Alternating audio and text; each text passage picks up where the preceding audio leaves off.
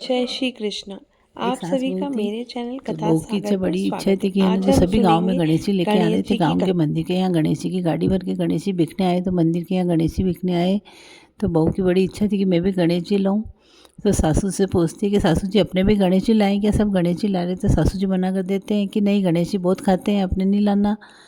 तो उसकी तो बड़ी इच्छा थी कि आज सासू जी कहीं चले जाए तो मैं भी गणेश जी लेके आ जाऊँ। उसी समय सासू जी खेत पे जाने के लिए कहते हैं कि बहू मैं खेत पे जा रही हूँ, और अगर मुझे ज़्यादा देर हो जाए तो मेरे लिए खाना भी खेत पे लेके आ जाना। तो बहू तो यही चाहती थी।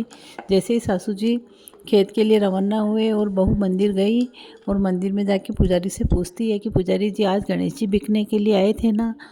तो पुजारी जी बोलते हैं कि बिकने के लिए तो आए गणेश जी, पर सारे बिके, एक छोटे से गणेश जी है। तो मन ही मन सोचती है कि अच्छा है, सासू जी कहते हैं गणेश जी बहुत खाते हैं, तो मैं ये छोटे से गणेश जी ले लेती हूँ ताकि कम खाएंगे।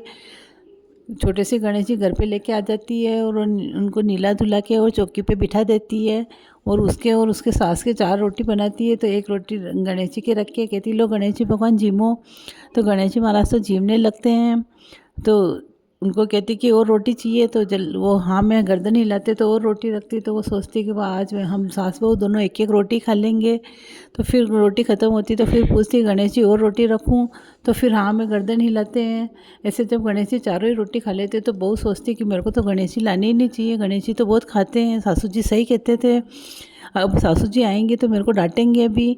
वो बाहर से गेट बंद करके और पड़ोसन के यहाँ चली जाती कि अब रोटी कैसे मांगेंगे।